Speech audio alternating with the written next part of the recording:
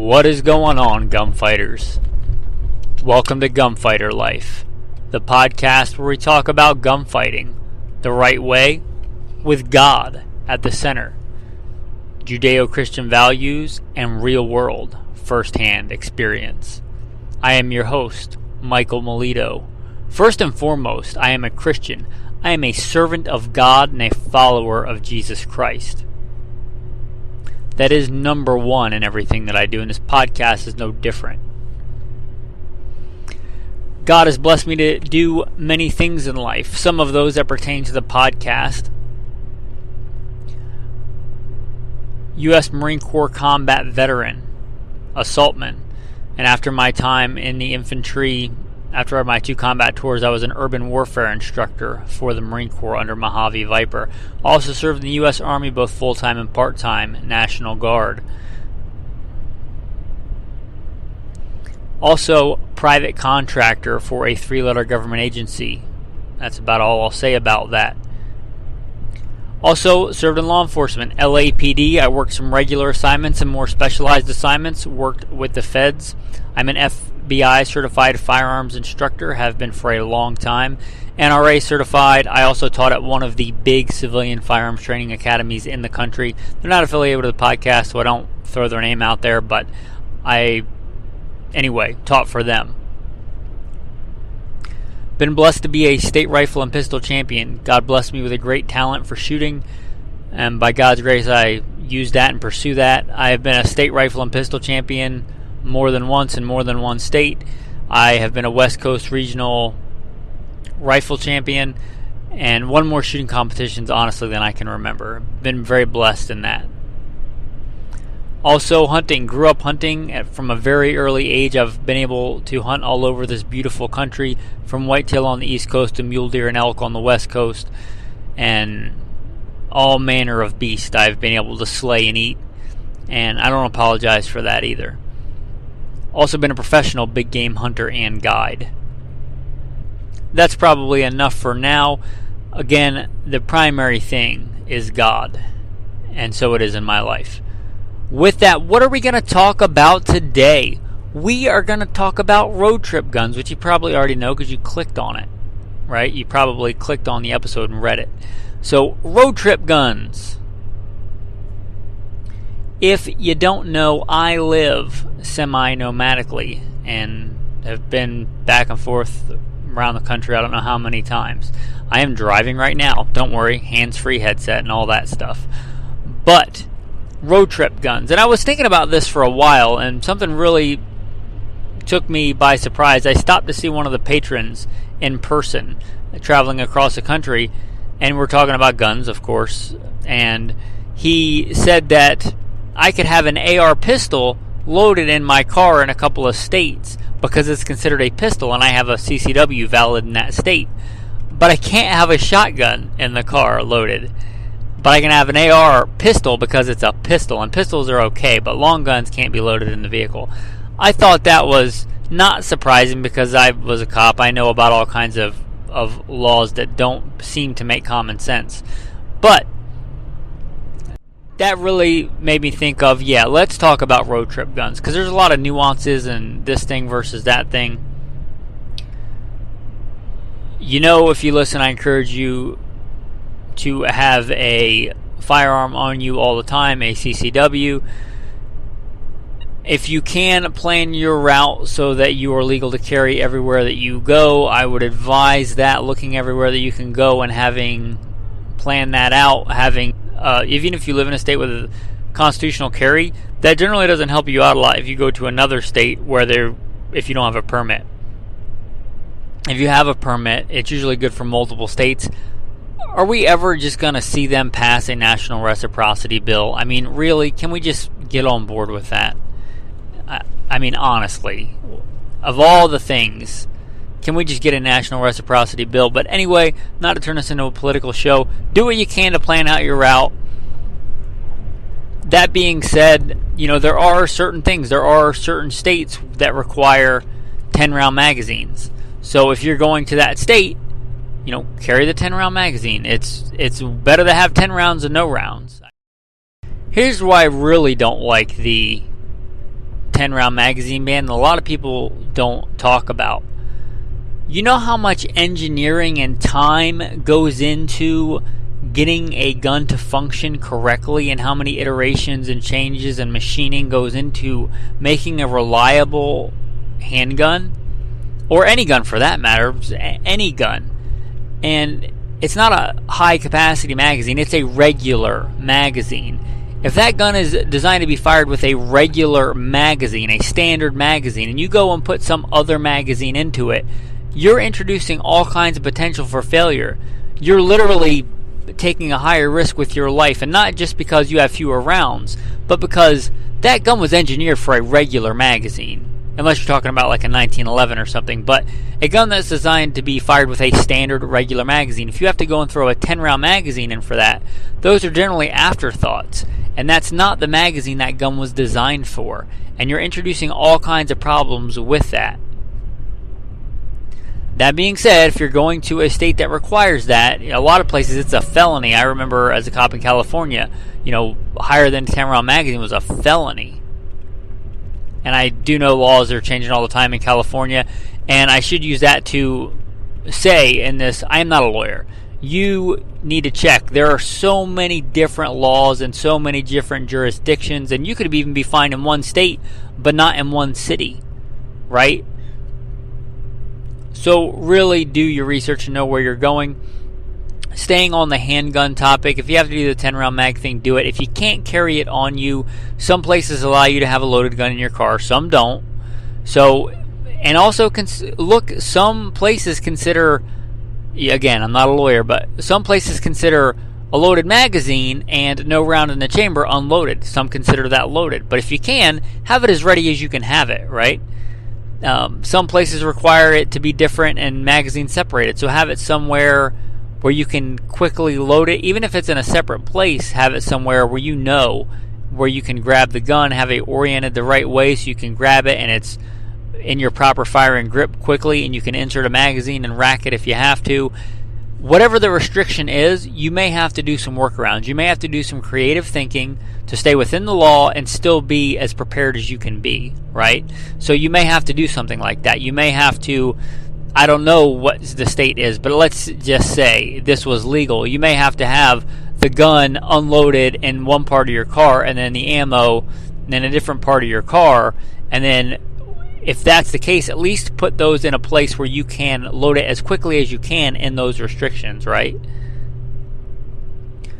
So there is that. Talking about handguns. Let's talk about long guns. As long as they're legal, the AR pistols and the pistol braces, if that is in fact a law where you are, and that's what got me thinking about really I should do this episode, then that's a great workaround. That AR pistol, I'm doing air quotes, you can't see them, but that AR pistol, right, per the ATF, if that's legal and you can carry that loaded in your car with your permit because it's a pistol, then rock on. Unless there's some kind of restriction where you have to choose and you can only have one. I'm not aware of that anywhere. But have your loaded handgun on your person and have an AR pistol. I have usually one anyway. It's one of my go-to truck guns. I did a whole episode on truck guns you may want to listen to. But, have that AR pistol behind the front seat of your car or wherever it makes sense in your car. Mine is in my big bug-out bag behind the front seat, and I have my baby bug-out bag with my full-size fighting handgun and everything next to me behind the other seat with a shirt and stuff draped over it or something draped over it. So it just looks like I have a shirt on the chair. But underneath it, baby bug-out bag, big bug-out bag. Just throw a jacket over it, over your headrest with your AR pistol back there in your bag. So when somebody looks down back there, it just looks like you threw a jacket over your car seat. People do that all the time. So just an easy way to do some urban camouflage, throwing a jacket over it, a raincoat or something over it, and have that AR pistol. And whatever you can have it. If you can have it loaded, then have it loaded. If you can have it, cruiser ready, meaning, rounds in the magazine and none in the pipe, none in the barrel, if they consider that unloaded and that's the way it has to be, just be legal, but be ready. Strike the best balance. Be as ready as you can be within those legal limits, right? Because you're not going to be super prepared at all and be able to provide and protect for your family if you're in prison. Unjustly, justly, whatever the case may be. That's about as unprepared as you can get. as far as physical preparedness goes. The most unprepared you could ever be is not knowing your Savior Jesus Christ, because no matter how many gunfights you win, if you don't have that, it's all for naught, right? So, talking about the AR pistol,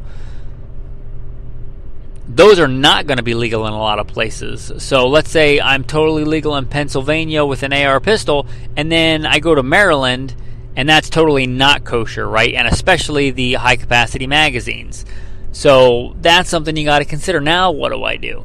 There are clauses for driving through a state. So if, let's say, and you can get into all kinds of trouble with that, and I would encourage you not to stop, any more than you have to, or any more than is... if you have to stop because it's unsafe or something, then stop. But there are clauses for driving through. Again, I'm not a lawyer. Check that. But, you may want to consider that if you're driving from like Pennsylvania to Virginia. You may want to consider Maryland does not allow that. Delaware allows it. Other places allow it. But Maryland, and that's all I'm going to say, they don't allow it. So you got to do what you're going to do there. And that AR pistol that's loaded and legal all the way in your drive until you get there is suddenly not legal now, and you gotta not have that thing ready or loaded or anything like that, right?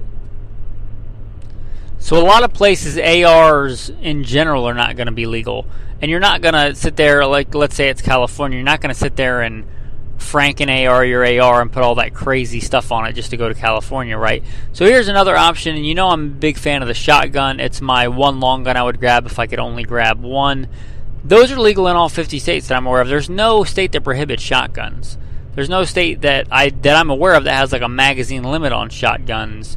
As far as a magazine tube goes, your traditional shotguns. They may have some on some of the crazy detachable mag kind of shotguns if it's just a carte blanche 10-round magazine ban, but a lot of those only will apply to centerfire rifles, because a lot of 22s like your old Marlins and stuff will have more rounds than that. So if it's a tube-fed magazine, check your laws and stuff, but you ought to be good. And you can have a ton of firepower in a shotgun and 50 state legal. And if you want a shotgun to travel around the country with, any gun, a shotgun is a lot of firepower that, as far as I'm aware of, is 50 state legal. It may not be legal for you to have it loaded in your car, but you can have it, right? You can have that shotgun, and you can own it. You can have it unloaded, whatever the legality is, right? And you can have it. And if things start to get bad and you're stuck somewhere far away from home, you have a lot more firepower than you would just have in your handgun, right? So you got an old 870 Police Magnum or an old 870 Wingmaster, and just standard, no frills. You got some buckshot, you got some slugs, you got some number 4 buck, some double up buck, you got some deep penetrating slugs if you got to do some disabling of a vehicle task or something like that. You got birdshot for hunting. You've got your medium size, number 6 shot for a little bit bigger game. And then you've got your buckshot and your slugs for larger game, and that's a lot of firepower, right? That's what police carry shotguns for a reason. They carry them for a reason. They are very effective tools, especially close range.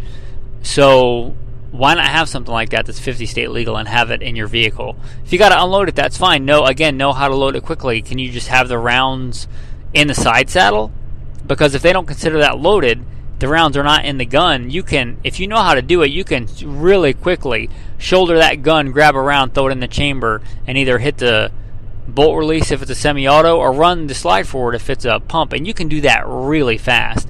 And this is not ideal, right? You'd rather have the gun loaded, but if you had to, you could throw one in, shoot it, and then throw another one in and shoot it, throw another one in and shoot it. That's a drill that you should practice running anyway, in case you run out of the initial rounds in your magazine. Just grab one in the side saddle, throw it in, and run the bolt home, and then fire.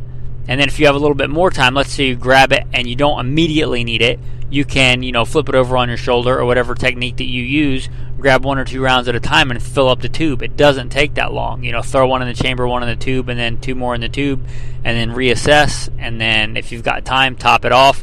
But that's still a lot more firepower than just traveling with a handgun, or traveling with no guns for that matter.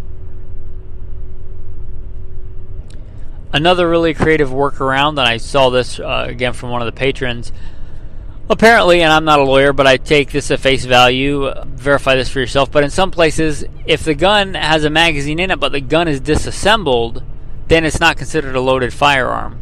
If that's the case, something like a Kel-Tec Sub 2K or a similar gun that you just have to snap together, literally just assemble it, and it's ready to go.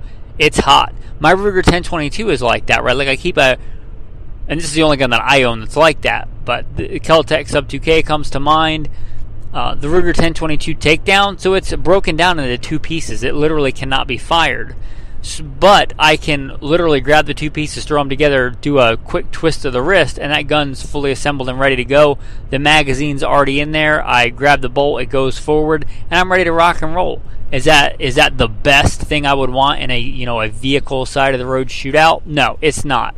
But it's certainly something to have on a long road trip. You're far away from home. That's when the balloon goes up. Something really bad happens. Or for whatever reason, right? You just find yourself in Nevada. And Nevada, last time I checked, did not require a hunting license to hunt coyotes and jackrabbits. So you just want to do some hunting because you're out there and you don't need a hunting license. And, why not? And again, verify that legality for yourself. But you just want a 1022 in the back of the car, in the trunk, because it's a handy thing to have. And you could have it, again, with the magazine in it, if this is the legality, and just literally throw the barrel on, twist it, and you're ready to go. And there's plenty of other guns like that. I don't know if you'd get away with that if you're talking about like an AR with a collapsible buttstock, because ARs with the buffer tube can't be fired with the stock folded. That's one of the downfalls, in my opinion, of the AR. They have to have that linear buffer system to operate. The newer like piston guns and the newer AR-18 kind of AR-15, there's a whole families of those weapons. But the traditional AR cannot be fired with that folded stock. Perhaps you could get something like that, a full-size AR with a folding stock, and then if the stock is folded, then it's not loaded. You can't fire it until you snap the stock on. Okay, is that kosher? I honestly don't know. But if it is, and you're sure that it is, that might be a viable option as well. Just some thoughts. Again, and I can't give advice for any specific... Well, I'm not a lawyer. I'm not going to give you legal advice anyway. I can't know every legality and what's kosher in some places and what's not kosher in other places. I am not anti-revolver either. A lot of people think they're antiquated and out of date, but for something like this, if you're going to do a lot of traveling, I'm not aware of any state that regulates revolvers like that. Like, you may not be able to carry it loaded on your person, they may not honor your concealed carry permit, but if you have it unloaded, a good full-size fighting revolver, the classic police size, 357s, 4-inch to, 3-inch to 4-inch to 5-inch, 357 Magnum with some 38 Special, that's a great choice too. Again, with its magazine bans are a moot point for that. It doesn't have a magazine, it has a cylinder. So it's a good choice. It would be a good 50-state choice. Just thinking of other things that you could travel with.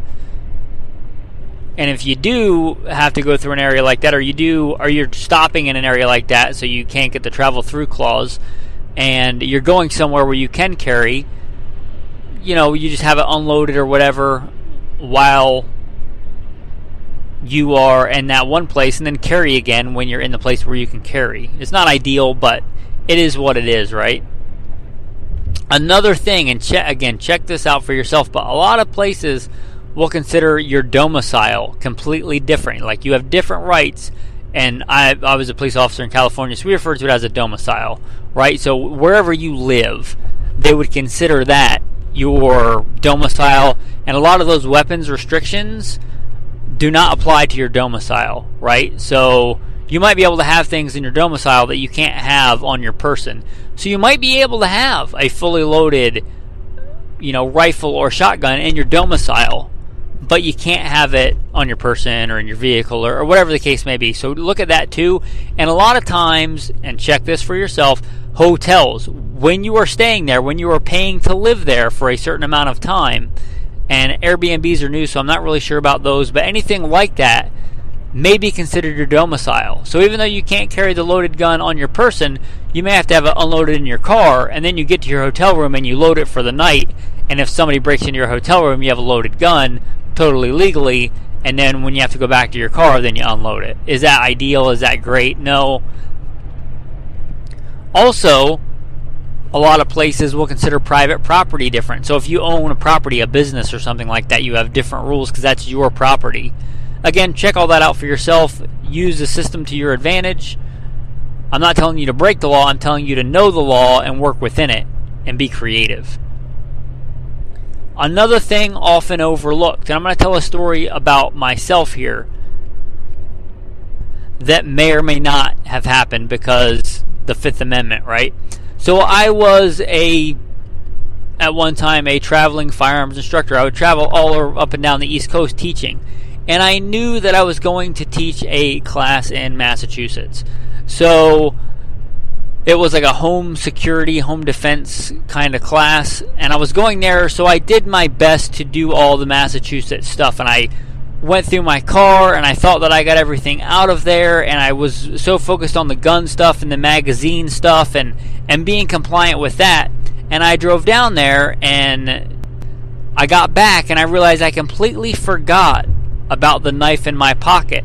At the time, the knife in my pocket, Gerber 06 Auto, an automatic knife. Some people call that a switchblade. Those are felonies in a lot of states, right? So don't forget about the knives. As whatever you might think about it, sometimes you could be completely legal to carry a certain gun loaded on your hip, but the knife in your pocket is a felony. Some places have blade length restrictions, like it can't be more than 3 inches, or it can't open automatically, or it can't have a spring assist, or there's all kinds of... You think that gun laws are convoluted, then look at knife laws. So don't forget about the knife. You know, how ironic would it be to disarm yourself of the gun and have it unloaded and compliant, and then you have a felony in your pocket because you can't have a switchblade there. You can't have a knife with a spring in it because that's super not kosher and wherever you're going to be, right? So don't forget about the knife. That's my little thought there on the knife. Get a knife that you can have and carry and make sure it's legal, and there's a lot that goes into that, but do your due diligence on that. If you're going on a road trip, you're going to be away from home for some length of time, I would encourage you to have some kind of blade. I encourage you to have an EDC blade. You probably should have one like a 3-inch blade folding knife that's legal in most places, right? Most places are going to say that that's okay. But something like that that's mostly legal in most places. And then also have a bigger knife that maybe you don't have on you, but you keep in your kit in the trunk or whatever, right? Have a good fixed blade knife, because if things do get bad, that's a utility tool that you may need. So having and I don't care if it's just but a Glock knife is a very inexpensive, very good fixed blade knife. Something like that. Something like your old, maybe not your old because you might not have been a Marine, but you know, the Marine Corps K-Bar. It's a great knife. I carried it during the war. It's a great knife. It's served well for generations of Marines. Having something like that, and I did a whole thing called Road Warrior, a Road Warrior episode, so I don't want to go too far down that. I want to mostly stick to guns on that, but I think if you're talking about EDC and stuff, it's hard to not mention the knife. I also did a whole episode on improvised weapons you may want to go listen to, but your vehicle may require the use of 1 or 2 big wrenches or a breaker bar on lug nuts. You know, and a breaker bar is a big, long, heavy piece of steel, especially a breaker bar like on a giant wrench with a big bulbous end at the end of it. So just think about the utility there is all I'm saying. As much as we talk about guns and gunfighting and being prepared, statistically, car accidents are way more deadly for the average civilian than getting involved in a gunfight. So don't miss the forest for the trees talking about being prepared. I totally support the Second Amendment, and obviously I'm into guns, and I like to be armed as much as I can be armed. I mean, nobody's perfect. We all forget stuff from time to time, but I'm all about that, and you know that. But it would be kind of ironic to be the most prepared, well-armed, and then get in a car accident and not have anything. So have a good medical kit in your car.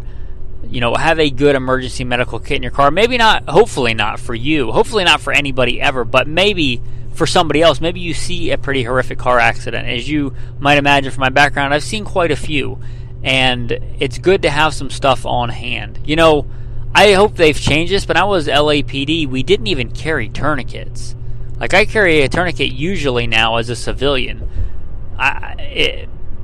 Medicine's come a long way. When I was a Marine in Iraq, you know, for the invasion during the war, we didn't even have tourniquets on us. We were kind of taught to not really use them unless we absolutely had to.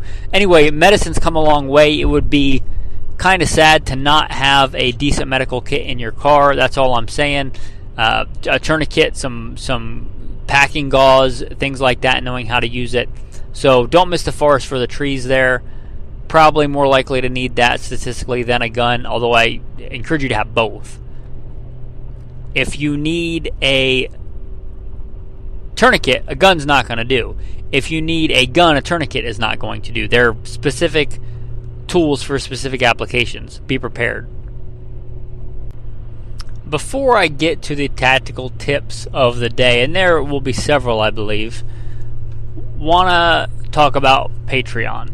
If you enjoyed this show, if this is not your first rodeo here, and you've listened, and you think this is a good show and worth your time, obviously, maybe it's worth a little bit more. Maybe you're willing to step up and be an active participant, an active supporter of the podcast, and go to Patreon.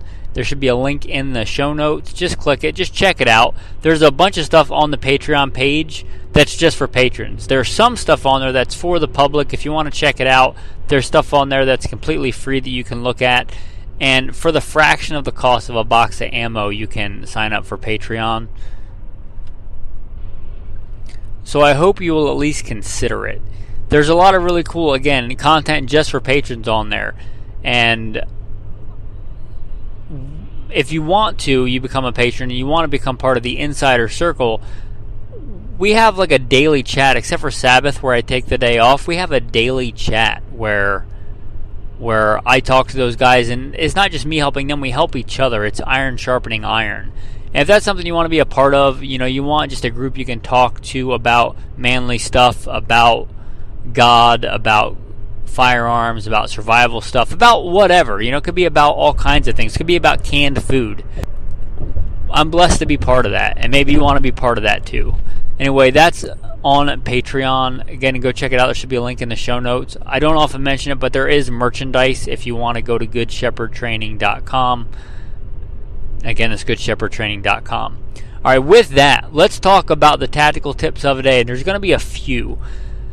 One thing that my wife and I have done for quite a while, we have two different colors of spray paint. Very uncommon. My wife has like a purpley lavender kind of color, right? Not a color you would see in like graffiti very often or anything like that. A very distinct light purple lavendery color. And I have a very odd color of green is all that I can describe it. It's called Eden. It's a very odd color of green, not something you normally see. And we have this to communicate. If comms go down, if we get separated, we can communicate with this. And it doesn't have to be just like the military communicates with symbols on maps and stuff, but it doesn't have to be any kind of crazy encrypted thing. It could literally just be an arrow saying, I went this way. But being able to have that. And on the spray paint and a little bit more duct tape, right? You could also do the same thing with brightly colored duct tape. I think paint's just easier, sticks to more surfaces and stuff like that. But having a matte color of spray paint and duct tape. Why? Because vehicles can be shiny. I really don't like chrome on vehicles. When I got my Hummer, one of the first things I did was everything that was chrome on it, the wheels, all the chrome stuff on it, I spray painted it dull matte black. Because I don't want shiny stuff. I don't want it day to day, and I certainly don't want it in an emergency. You may want to keep some of that if you're not willing to spray paint all the chrome on your car day to day. You may want to have some and have some duct tape. Why duct tape? For all the reflective lighting and stuff like that. There may be a point where you don't want that vehicle to stand out with somebody searching for it with lights, or you don't want it to be a target just like they did in World War II and things like that. You may want to put all the shiny stuff out of the way and subdue it, right? So there's a time and a place for that. So, and it's cheap, and you should have duct tape probably in your vehicle kit anyway. Why not have a matte color of duct tape and a matte color of paint, whatever that might be for you. Another thing, good old walkie-talkies. You might think, why do I want a walkie-talkie when I have a cell phone? Well, I'll tell you why you might want a walkie-talkie if you have a cell phone. Because comms go down, especially in a big emergency. Comms can go down. Comms can go down quickly when everybody is trying to call or send messages at once.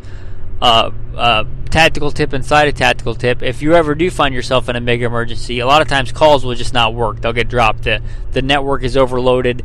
I'm not, an engineer for communications, but I do know that happens for whatever the reason, whatever the technical aspects of it are. If everybody's trying to call at once, a lot of times you can't call because it just gets overloaded. Sometimes sending a text and trying to send it over and over and over again, it may get through when calls don't.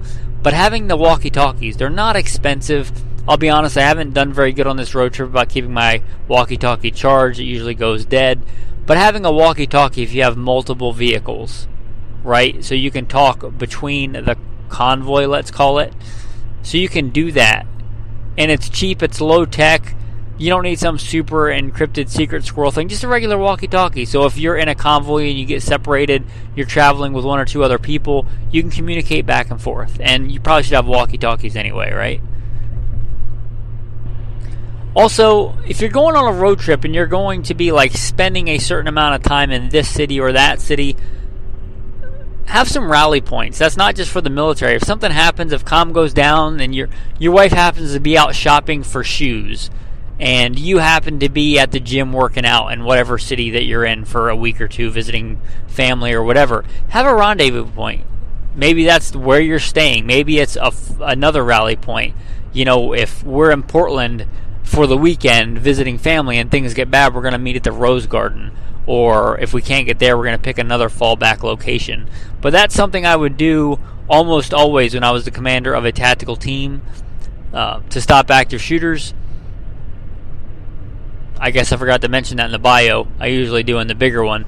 But when I was planning missions, I would have rally points and fallback rally points for just that reason. If things get crazy, comms are probably going to go down. And with everybody running around panicking, you want a place that you can go and regroup. And you should have that as a civilian too. If you know you're going to be in a city for a certain amount of time, why not have a rally point? Especially in a city that you live in. If you live in a city or a suburb, let your kids know if there's something crazy that goes down at school or something like that and you have to get out of the school, you meet me here. You meet me at the corner. You meet me at wherever is someplace that stands out that's easy to find, that they're going to know that you're going to know. Have a rally point. It takes a couple of seconds to tell your kids, tell your wife, hey, just in case, if something happens, we're going to meet here. We're going to meet at mile marker 7. It can be that simple, right? So having that rally point.